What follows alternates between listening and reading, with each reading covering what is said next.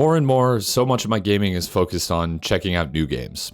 On and off stream, I'm always searching for new games to play, talk about, and make videos on. As you might know, this has manifested me playing a metric crap ton of demos. Now, honestly, I love demos. They give me the opportunity to play things that I might have never tried otherwise, and sometimes I get sucked into experiences that I have absolutely loved, played tons and tons of hours on or off stream, and made videos on for my YouTube channel. But other times it's nice to just say, no harm, no foul, this one isn't for me. I think playing as many demos as I have has honestly made me a more perceptive and critical gamer. In a good way, of course, while also opening me up to things that I never thought I might have liked.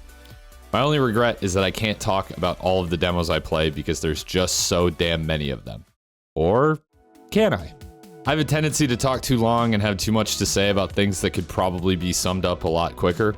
And for that reason, a lot of demos, even ones that I like, got left out of demo roundup videos that I've made in the past. So today my goal is to give my brief thoughts on basically every other demo that I had thoughts on that I wanted to share but didn't make it into one of those other videos, in as few words as possible. And if you like the video, please consider subscribing.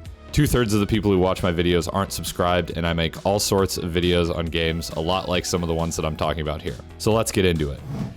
Having not played a Postal game before, I didn't know quite what to expect from Brain Damage, but it turns out this is a bit different from the gameplay Postal is known for, and it might honestly be better or at least more palatable because of it. Postal Brain Damage essentially has the gameplay of a boomer shooter like Doom Eternal, a lot like Doom Eternal actually, wrapped up in a delightfully twisted package with fantastic and unique art direction, a fun array of weapons, and level design that I think truly earns the title of unique. At absolute worst, I think the game will be a fun, mindless way to kill a few hours. At best, Brain Damage has the potential to give genre titans a run for their money with some of the fun and unique systems that set it apart from other boomer shooters. Looking forward to the full release of this one next month. Force Reboot is pretty easy to sum up as a distinct blend of two games that I absolutely love. Ultra Kill and Post Void. It's got the room-to-room, fast-paced, vaguely roguelike gameplay of Post Void with some of the more interesting and dynamic movement abilities and arena combat like Ultra Kill. The gunplay and movement feel really good, but ultimately Force Reboot is just not quite there yet. Now, Post Void succeeds despite its simplicity because everything in the game's formula is targeted at creating and maintaining a blistering forward momentum. But Force Reboot doesn't really have this, at least not yet. It also hasn't quite hit the compelling arena combat of something like Ultra Kill either, that makes this slowdown in movement worth it. The upgrades that you can take at the end of levels are kind of oddly balanced, where you get both a buff and a debuff, but some of the debuffs are so detrimental that you will be discouraged from experimenting with your build by taking fun buffs, or if you do take them, you will be significantly disadvantaging yourself sometimes because of the debuffs that come with them. Honestly, there were runs where it felt like the most powerful I ever was when I first started out, and then my gameplay slowly got more and more awkward and difficult. While I admire the attempt at risk and reward, I feel like some of it should be pared back because the game has very wonky power balance right now. Ultimately, because Force Reboot is gunning for such a specific blend of things that I really like, I can say at the very least it's fun right now in its relatively early state, if nothing else. It has some significant hiccups to iron out, but I still highly recommend giving this demo a download and giving it a few runs through if you like either of the games I compared it to. I don't know what I really expected from Project Warlock 2, having not played the first yet, but given how highly the first is regarded in the retro FPS scene, I expected, I don't know, more from its sequel. Project Warlock 2 is, in my opinion, doing a lot of things competently, but very few great. If you love Quake and just want more Quake, this game feels to me basically like a direct iteration or homage to that particular type of old school shooter. But if you've gotten into the genre through newer games like Ultra Kill or Doom Eternal, for example, that add more to the classic formula, Project Warlock 2 might already feel a bit dated to you gameplay-wise. The game had great sprite work and interesting enemy design, but I didn't find it to really come together in a compelling package when you consider that the gameplay doesn't really offer anything that you can't get anywhere else at the moment. And the level design, I would go as far as to say, was annoying, taking some of the worst tropes of old FPS games and using them almost ad nauseum, at least in the level available in the demo. I'm hopeful that some of these issues ultimately were isolated to the demo and that the full game will offer a better experience or at least a better variety, because Project Warlock feels like the type of game I should love, but for now, I find it hard to wholeheartedly recommend this game based on the demo alone. It just didn't quite do enough to stand out for me. But with full recognition of how well it has been received by some and how much hype there is around it in the retro FPS community, perhaps it was just a miss for me and it will land better for you. Still recommend giving the demo a check if you're unsure. I usually scale my criticisms appropriately with the ambitions of the games I'm playing, and as Scathe is clearly gunning for a piece of the modern Doom reboot pie, rather than just trying to compete with popular retro FPS titles like Dusk and Ultrakill, I am happy to report that it pretty much sucks ass. I'm sorry, but I wanted to like it since it feels like we've basically never had a satisfying boomer shooter outside of the Doom series that really pushed the genre forward and looked good doing it. And I feel like Scathe could have been that, but at least based on the demo, it is not, in fact, it. Something just felt off about everything. The movement, the guns, the enemies, the sounds. The gimmick of wiping blood off your face got boring after like the third time I had to do it. And just in general, the demo came and went without piquing my interest in really a single aspect of the game. Part of the criticism I want to levy here is that the demo that I played was absolutely pathetic in its scope. It lasts only about 10 minutes even if you take your time, and it cuts out at a completely awkward point.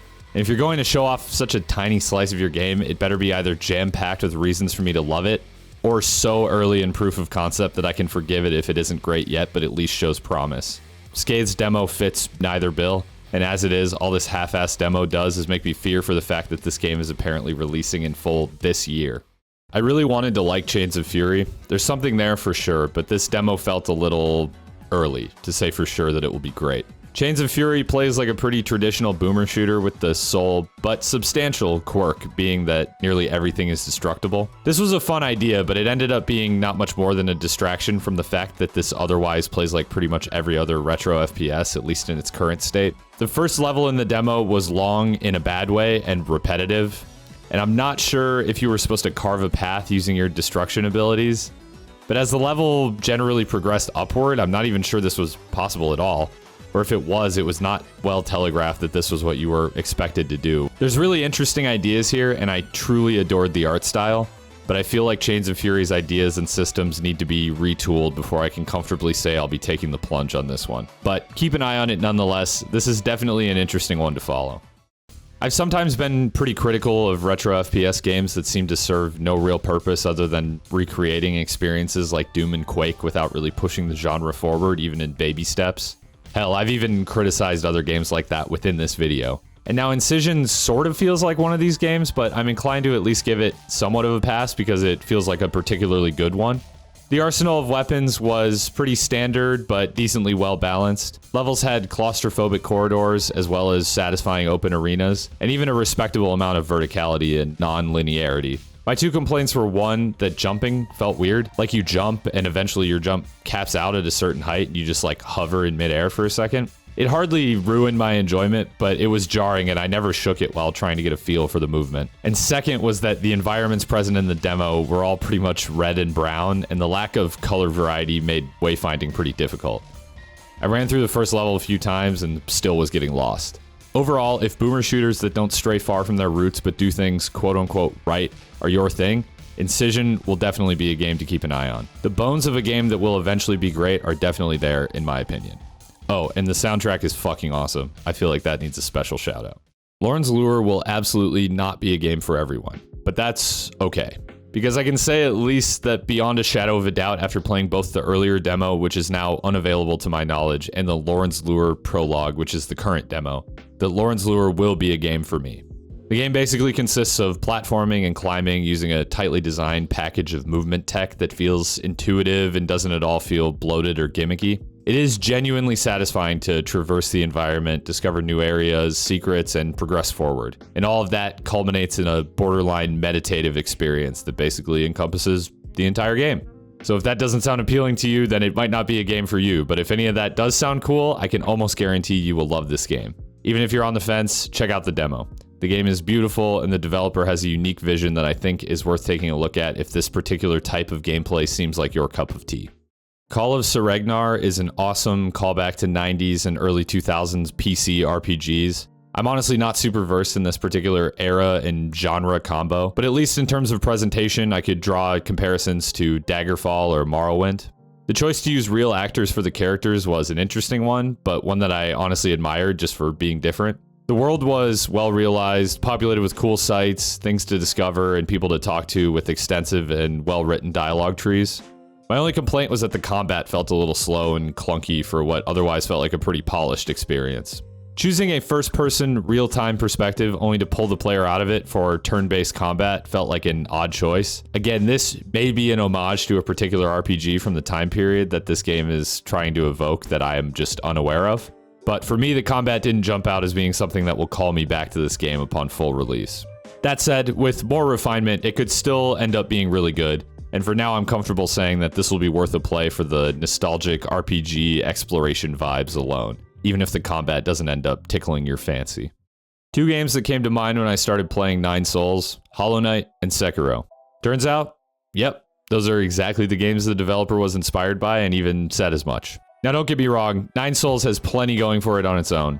The 2D combat shares some similarities with both of its big inspirations, with the platforming combat being similar to Hollow Knight, but with a deflection/parrying mechanic that will very quickly remind people of Sekiro. The flow of combat is incredibly unique though, and legitimately challenging, and although the demo was a little slow to get to the point, by the time I fought the demo's end boss, I was completely hooked on it. Huge bonus points because the game has a painterly, sketchbook-like art style that is beautiful and unique, and the story was really teasing an incredibly strange and twisted world behind the beautiful facade. Nine Souls may not end up being for everyone, but the demo did enough to convince me that this game is worth checking out, especially if you like either of its major inspirations. Loot River has been billed as a Souls-like, rogue-like puzzle game, which sounds a bit confusing, but after playing it, yeah, that pretty much hits the nail on the head. It's not only all of those things, but they're all integrated pretty intuitively into the gameplay loop in a way that makes sense and doesn't feel gimmicky at all, really. The game has great and not to mention deep combat. You traverse the world using floating platforms, sort of like Tetris blocks, and the way these platforms move can even become a part of the combat, isolating favorable engagements and avoiding unfavorable ones by changing the arena accordingly. My only gripe with the demo is that the final game is apparently going to be procedurally generated, whereas the level featured in the demo is persistent and doesn't change. Not a huge deal, as I still think the demo does a good job of showing off the game despite that, but I do hope that the great feel captured in the demo is carried over to the procedural environment. I have no reason to doubt it will, and if so, I think Loot River is going to be a slam dunk. While I was playing it, I described the Unliving as a horde shooter where you are the horde, and that sums up the premise pretty nicely. Overall, I found that concept to be well executed and decently fun in the short time I spent with the game's demo. As the game has no real direct comparison in my mind, there was a bit of a learning curve with the controls and the mechanics, and I ultimately came away still not really feeling like I had fully grasped how the game is supposed to work, but I still had fun with it nonetheless. It seems like this game will be incredibly deep mechanically and have a satisfying progression based on all of what is shown in the hub world in the demo. If you've got roguelike Burnout, the Unliving probably won't change your mind, even despite its excellent premise, because it feels like there is a damn near overwhelming amount of progression and build possibilities here. But all in all, I think this will be one to stash away and sink a few hours into here and there, if nothing else. I criticize demos a lot for not showing enough. Blacktail maybe almost showed too much. It's interesting because the demo kept going, and I expected to be locked out of the game's content at a certain point, but I just wasn't. I played for over an hour and saw no end in sight to the demo's content. Are we sure the developers didn't just upload a full build of the game to Steam by mistake? I kid, of course. I was definitely impressed by the scope of Blacktail's demo one way or another. The game itself is difficult to find a comparison to, although it isn't really doing anything specifically unique. It does at least offer an intriguing blend. The basic premise is an archery, combat, and movement-focused FPS, with a not quite open but branching Metroidvania-esque world. Crafting and alchemy and Bioshock-like powers that augment your abilities. The story was generic and a bit messy, if we're being honest, but the world wrapped around it was wonderful and a treat to look at and experience. Blacktail, despite its beefy and sometimes cumbersome demo, left enough questions in my mind that I'm not absolutely certain that I will return to it, but the bones of a great game seem to be there, and I'd love to see this game succeed in the long run because it was doing a lot of cool stuff. Hit that like This is button. alright. Smash that bell, hit that bell button, hit Destroy this my bell pussy. button. Subscribe to Dumper Man.